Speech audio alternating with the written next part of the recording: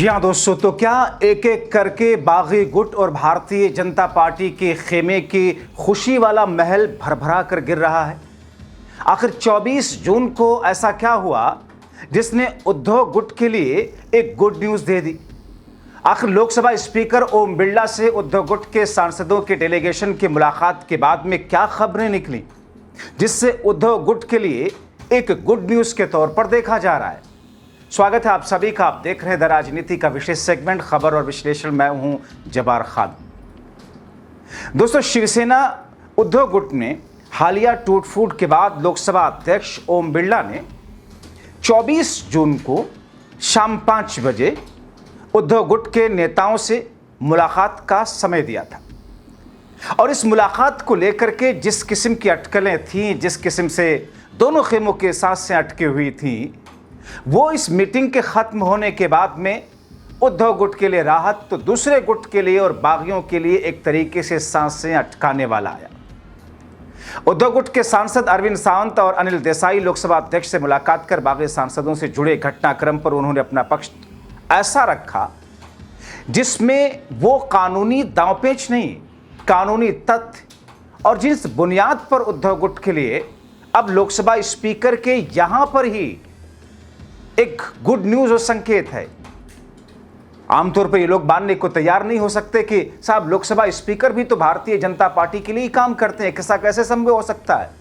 आगे बताते हैं दोस्तों, उद्धव ठाकरे के नेतृत्व वाले गुट्स को इस मामले में अपनी स्थिति स्पष्ट करने के लिए जिस अंदाज में बुलाया गया था और जिस तौर पर जो बातें इनकी तरफ से रखी जानी थी वो रख करके और ऐसे तथ्य जिसे लोकसभा स्पीकर ओम बिरला खारिज नहीं कर सके।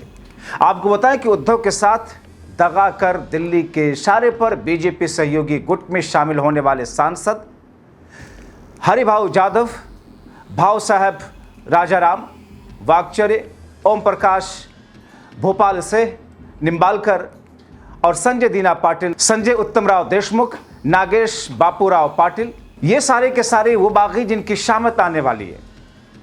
दोस्तों, राजनीतिक तौर पर शामत क्या होती है आप इनके नतीजे को देखकर अंदाजा लगा सकते हैं।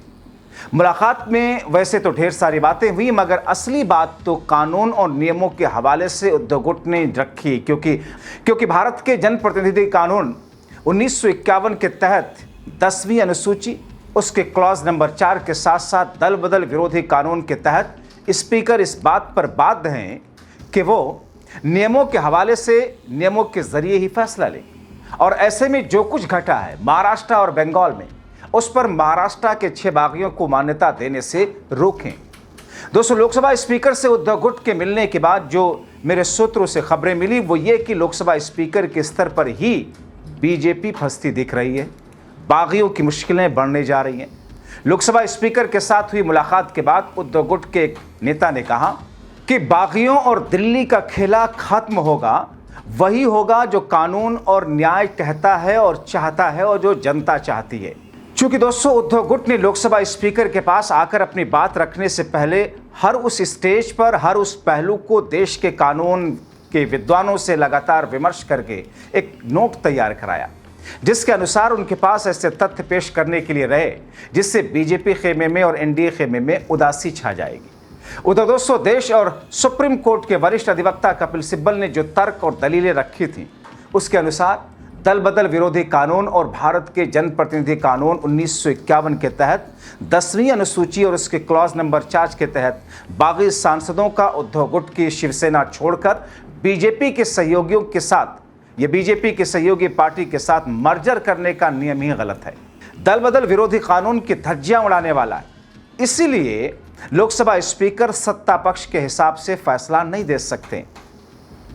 और इसी बीच में राज्यसभा सांसद हैं शिवसेना यूबीटी के संजय राउत, उन्होंने 6 सांसदों के पार्टी छोड़ने के बाद महाराष्ट्र के गद्दारों के खिलाफ लड़ाई का आह्वान किया।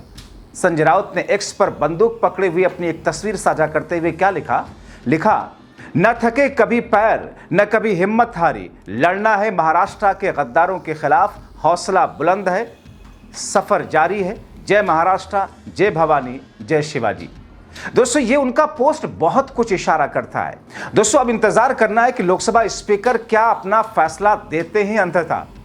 क्या वो कानून और नियमों के तहत फैसला देंगे या फिर मोदी शाह को खुश करके अपनी कुर्सी बचाए रखने के लिए अपनी कुर्सी के साथ विश्वासघात करेंगे?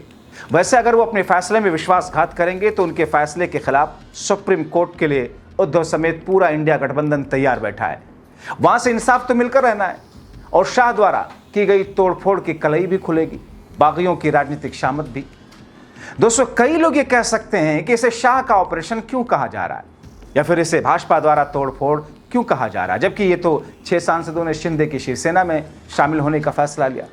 दरअसल यही तो खेल है दिल्ली का कि विपक्ष को तोड़कर अपने साथ लाया जाए मगर अपने ऊपर उनकी कोई जिम्मेदारी लायबिलिटी ना रखी जाए।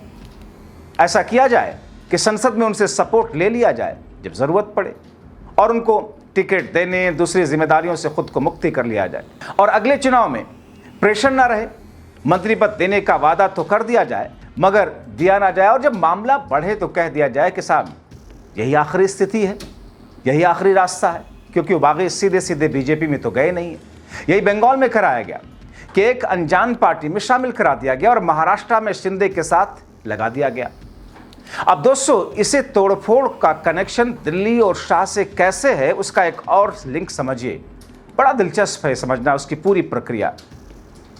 इन 6 बागियों के टूटने का जो क्लाइमेक्स है, जिसे दिल्ली ने, शाह ने लिखा था और इंतजाम किया था, 16 जून की आधी रात की कुछ देर बाद महाराष्ट्र के उप मुख्यमंत्री एकनाथ शिंदे को लेकर एक चार्टर्ड प्लेन मुंबई से उड़ा। करीब 3 बजे दिल्ली पहुंचने से पहले ये विमान जयपुर रुका, जो लोकसभा अध्यक्ष ओम बिरला का शहर है। करीब उसी समय एक और चार्टर्ड विमान नांदेड़ हवाई अड्डे पर नागेश पाटिल अष्टिकार का इंतजार कर रहा था ताकि उन्हें दिल्ली ले जा सके। उस रात महाराष्ट्र के अलग अलग हिस्सों से 3 और चार्टर्ड विमान भी दिल्ली के लिए रवाना हुए।